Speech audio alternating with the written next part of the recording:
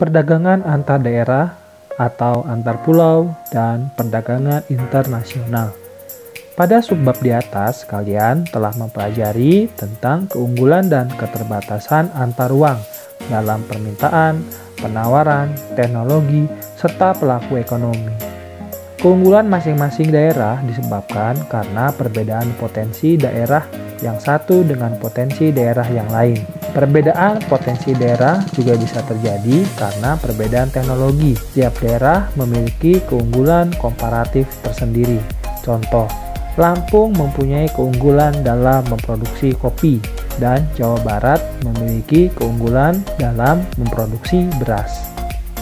Dalam ilmu ekonomi, kedua daerah akan saling menguntungkan jika bersedia bertukar kopi dan beras. Keuntungan dari pertukaran sumber daya inilah yang menyebabkan terjadinya interaksi antar ruang terhadap kegiatan ekonomi, sosial, budaya, dan perdagangan di Indonesia serta ASEAN. Dalam bab ini, kalian akan mempelajari tentang perdagangan antar daerah atau antar pulau, serta perdagangan internasional. Untuk memahami pengertian perdagangan dan perdagangan antar pulau serta perdagangan internasional, simak uraian materi berikut. Perdagangan dan perdagangan antar daerah atau antar pulau, anak-anak. Pengertian perdagangan dan perdagangan antar pulau. Perdagangan atau perniagaan merupakan kegiatan tukar-menukar barang atau jasa berdasarkan kesepakatan bersama tanpa ada unsur pemaksaan.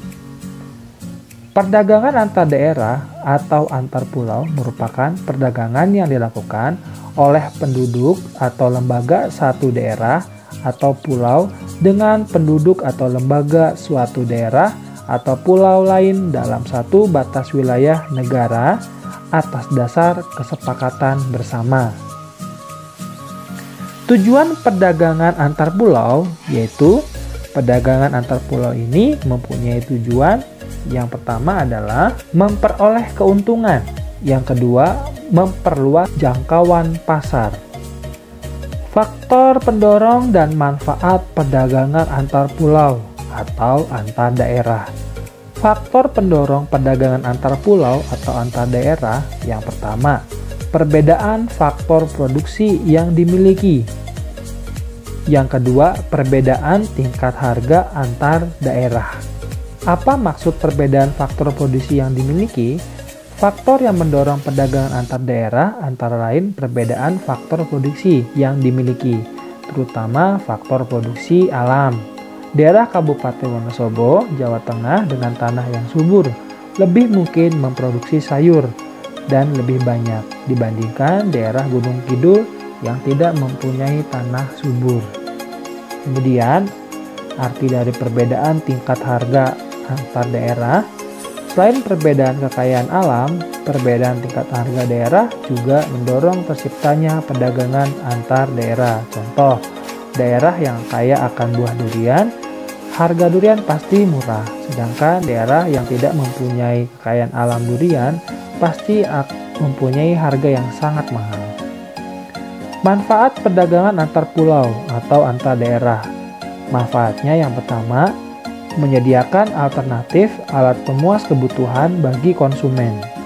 Yang kedua, meningkatkan produktivitas.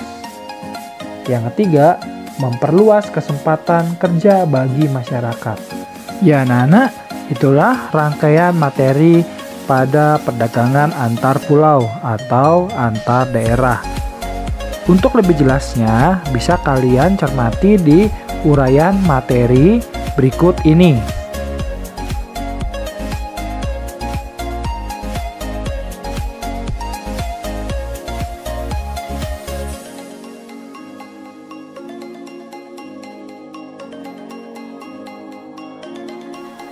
Perdagangan antar negara. Perdagangan antar negara yang dimaksud adalah individu atau lembaga dari negara kita yang menjual atau membeli barang dari individu atau badan yang ada di luar negeri. Terjadinya aktivitas perdagangan antar negara akan menimbulkan aktivitas yang dinamakan ekspor dan impor. Pengertian dan ruang lingkup perdagangan antar negara atau internasional. Perdagangan antar negara atau sering disebut perdagangan internasional merupakan aktivitas perdagangan yang dilakukan masyarakat suatu negara dengan masyarakat negara lain atas dasar kesepakatan bersama. Masyarakat yang dimaksud dapat berupa individu, kelompok, lembaga, pemerintah, suatu negara dengan negara yang lainnya. Untuk lebih jelasnya, ruang lingkup perdagangan antar negara berkaitan dengan beberapa kegiatan bisa kalian simak di materi berikut ini.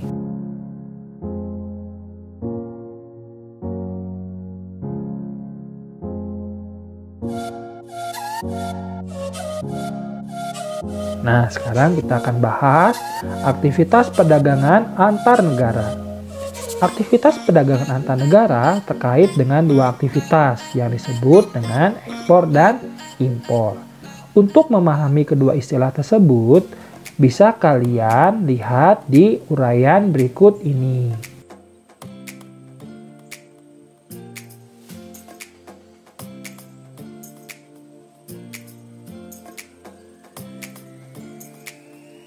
Selanjutnya, kita akan mempelajari kebijakan pemerintah anak-anak untuk mendorong ekspor. Yang pertama, memberi kemudahan kepada produsen barang ekspor. Dalam kebijakan yang pertama ini, untuk meningkatkan ekspor, pemerintah dapat memberikan beberapa kemudahan. Kemudahan mengurus perizinan, serta memberikan fasilitas kepada produsen barang ekspor. Yang kedua, menjaga kestabilan nilai tukar rupiah. Kestabilan nilai tukar rupiah sangat penting bagi eksportir, karena nilai tukar rupiah yang stabil terhadap mata uang asing akan mempermudah para eksportir untuk menghitung biaya produksi produk ekspornya. Selanjutnya, yang ketiga, membuat perjanjian dagang internasional. Perjanjian mengenai perdagangan internasional telah banyak dilakukan oleh beberapa negara. Perjanjian ini mencakup kesediaan masing-masing negara untuk menjadi pembeli atau penjual suatu barang. Yang terakhir, yang keempat, meningkatkan promosi. Dalam rangka mengenalkan produk dalam negeri di pasaran internasional, promosi menjadi hal yang sangat penting. Pelaksanaan promosi dapat berupa kegiatan pameran dagang, festival olahraga, seni, maupun kegiatan lainnya yang dapat berfungsi sebagai promosi. Adapun faktor yang harus kalian ketahui. Faktor pendorong ekspor antara lain bisa kalian cermati dalam uraian materi berikut ini. Selanjutnya, apakah manfaat dari perdagangan antar negara, anak-anak? Nah, manfaat perdagangan antar negara yaitu yang pertama, memperoleh keuntungan. Yang kedua, memperoleh barang yang tidak dapat diproduksi di dalam negeri. Yang ketiga, menjalin persahabatan antar negara. Yang keempat, transfer teknologi modern. Nah, yang terakhir adalah kalian harus mencermati uraian materi tentang faktor-faktor yang mendorong perdagangan antar negara.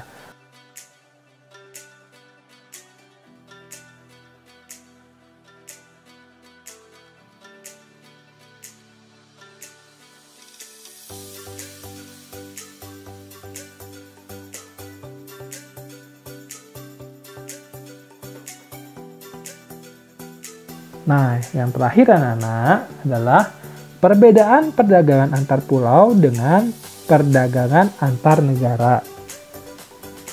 Ada 3 perbedaan utama antara perdagangan antar negara dan perdagangan domestik atau perdagangan antar pulau.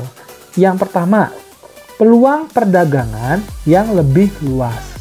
Pada perdagangan antar negara, suatu negara dapat menjual barang atau jasanya ke negara lain dan bisa membeli barang atau jasa dari negara lain. Dalam perdagangan antar pulau, kita hanya dapat melakukan perdagangan antar daerah atau pulau dalam lingkup satu negara. Itu perbedaan yang pertama tentang peluang perdagangan yang lebih luas. Yang kedua, adanya kedaulatan bangsa. Pada perdagangan antar negara, bangsa-bangsa dapat mengatur aliran barang, jasa, tenaga kerja, dan keuangan. Negara-negara menunjukkan kedaulatannya di sini, sementara di perdagangan domestik, aliran perdagangan berjalan secara bebas tanpa regulasi yang berarti dari negara. Yang ketiga, penggunaan kurs tukar. Dalam melakukan perdagangan antar negara, negara-negara menggunakan kurs tukar yang berbeda-beda. Ini berbeda dengan perdagangan domestik yang hanya menggunakan satu kurs tukar. Nah, anak-anak, itulah rangkaian materi tentang perdagangan antar pulau dan perdagangan antar negara. Semoga bermanfaat. Terima kasih anak-anak. Sampai jumpa.